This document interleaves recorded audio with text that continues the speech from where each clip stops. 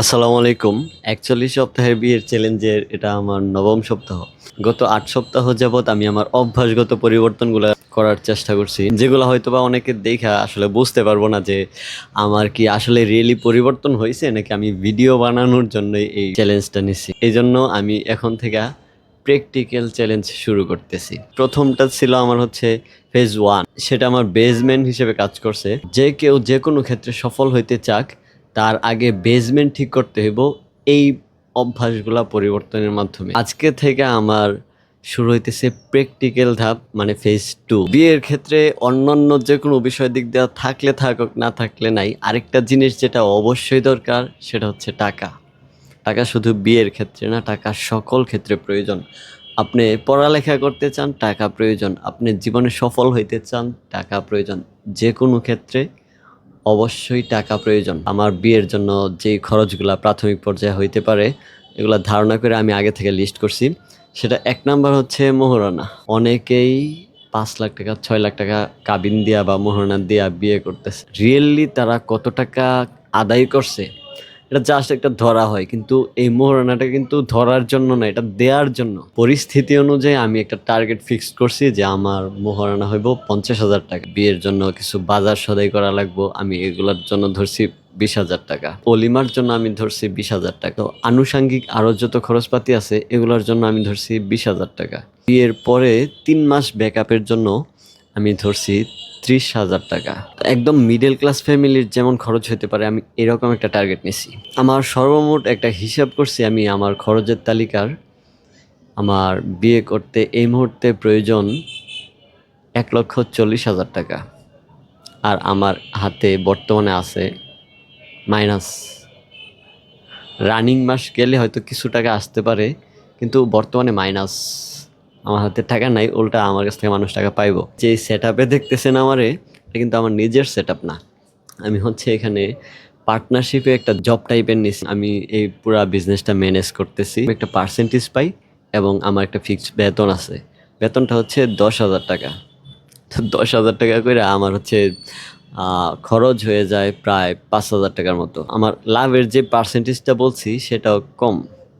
তো তারপরেও যদি বিজনেস ভালো হয় আশা করি এখান থেকে কিছুটা আসবো, কিন্তু আমার সকল খরচ বাদ দিয়া মাস শেষে আমি বাঁচাইতে পারি ৫,০০০ টাকা। সামনে যে কয় সপ্তাহ আছে আমি ৫,০০০ টাকা করে জমায়া ৪৫,০০০ টাকা পর্যন্ত করতে পারবো। তো ৪৫,০০০ টাকা করলে পরে আমার আরও গ্যাপ থাকে প্রায় ৯৫,০০০ টাকা।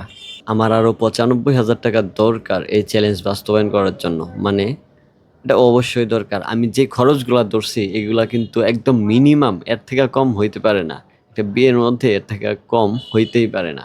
আমার এই মিনিমাম রিকোয়ারমেন্টও যদি আমি পূরণ করতে চাই তারপরেও আমার মাসে আরও এক্সট্রা প্রায় ১০ থেকে ১১,০০০ টাকা প্রয়োজন হইতেছে। প্রতি মাসে হয়তোবা এই এভারেজটা ধইরা রাখতে পারবো না। কিন্তু আশা করি আমি এমন একটা সিস্টেম বিল্ড করতে পারবো যে সিস্টেম আমারে ধীরে, ধীরে হচ্ছে সেই লক্ষ্যটা বাস্তবায়ন করার জন্য সহজ করে দিব। অনেক চিন্তা ভাবনা করছি যে কিভাবে করা যায়। প্রতি মাসে তো অনেক টাকার গ্যাপ থাকতেছে আমার। তো এর জন্য কি করা যায়? তো এর জন্য আমি একটা পথ খুঁজে বাইর করছি। সেটা হচ্ছে বিজনেস। মানে আমি এখানে একটা বিজনেসের মধ্যে আছি, কিন্তু আমি এটার বাহিরে বা এই বিজনেস আওয়ার বাদ দিয়ে আমি আরেকটা বিজনেস বিল্ড করবো, যেটা হচ্ছে আমার পার্সোনালি। আমার কাছে তো এখন ক্যাশ নাই। বিজনেসটা কিভাবে হইব? এর জন্য আমি আরেকজন ভাইয়ের সাথে যোগাযোগ করছি, যার কাছে প্রোডাক্ট আছে কিন্তু তার এক্সপেরিয়েন্স নাই। সেই ভাইয়ের সাথে আমি এভাবে ডিল করছি যে আমি তার বিজনেসে হেল্প করবো অনলাইনে পরিচালনার ক্ষেত্রে, আর সে আমারে প্রোডাক্ট দিয়ে সাপোর্ট দেব। অ্যাডভার্টাইজিং বা ওই আনুষঙ্গিক যা খরচপাতি আছে এগুলোর জন্য খুব বেশি টাকা প্রয়োজন না। আমি আশা করি আমি আপাতত ৫,০০০ টাকা দিয়ে একটা বিজনেস শুরু করতে পারবো অনলাইনে, একদম ছোট পরিসরে। আর আমার এখন অনলাইনেই করতে হবে, কারণ অফলাইনে আমি আমার যেই শর্ট টাইম এখান থেকে আমি সময়টা দিতে পারবো না। অনলাইনে একটা সিস্টেম বিল্ড করে রাখতে পারবো যেটা আমি ছাড়াও ওই সিস্টেম অটোমেটিক চলবো। তো এই পরিকল্পনা করছি, আরও অনেক পরিকল্পনা আছে। সেগুলা আমি একদম প্র্যাকটিক্যাল ধাপে ধাপে আগামী সপ্তাহে আমি সবগুলা কাজ কিভাবে করি একদম প্র্যাকটিক্যাল দেখাবো। মানে আমি কিভাবে প্রোডাক্ট সিলেক্ট করি, কিভাবে নিশ সিলেক্ট করি, তারপর কিভাবে মার্কেট রিসার্চ করি, তারপরে একটা প্রোডাক্টে কিভাবে মার্কেটিং করা যায়, কিভাবে বিক্রি বাড়ানো যায়, এইসব ধাপ নিয়ে এখন থেকে আমার চ্যালেঞ্জ শুরু। মানে এতদিন তো শুধুমাত্র তাত্ত্বিক কথাবার্তা চলছে, এখন থেকে প্র্যাকটিক্যাল শুরু। আপনার যদি মনে হয় যে আমার আরেকটা ভাই আছে যে জীবনে পরিবর্তন চাইতেছে, বা আপনার এমন কেউ যে জীবনে পরিবর্তন চায়, বা আপনি চান তার পরিবর্তন হোক, তাহলে তার সাথে এই চ্যালেঞ্জটা শেয়ার করতে পারেন। এটা তার জন্য সবচেয়ে বড় উপকার হইব, কারণ মানুষ অনলাইনে ভিডিও দেখতে পারে ভাই। অনলাইনে মানে মোটিভেশনাল ভিডিওর অনলাইনে অভাব নেই, কিন্তু জীবন পরিবর্তনের জন্য এই মোটিভেশন আসলে কোনো কাজেই লাগে না। লাগতে পারে 1%, কিন্তু এই 1% দিয়া নিজের জীবনে সফল হওয়া অসম্ভব। জন্য মোটিভেশন দিয়া ভাই কিছু হয় না। আপনি যদি নিজের জীবনে পরিবর্তন চান, তাহলে আপনার ডিরেক্ট অ্যাকশন নিতে হবে। মোটিভেশন দরকার আছে, আপনি যখন অ্যাকশন নেওয়া শুরু করবেন তখন মোটিভেশনের দরকার পড়ে। কিন্তু আপনি অ্যাকশন না নিয়ে যদি মোটিভেশন নেন, মোটিভেশন দিয়ে লোড করে ফেলেন ব্রেইনে, তাহলে তো কোনো লাভ নেই। আপনার এমন যদি হয় যে আমি কাজটা শুরু করছি, এখন মোটিভেশন পাইতেছি না, তাইলে ভাই মোটিভেশনটা ঠিক আছে, কিন্তু আমি কাজ শুরু করলাম না, মোটিভেশন নিলাম দুমায়া, কোনো কাজে আসবো না।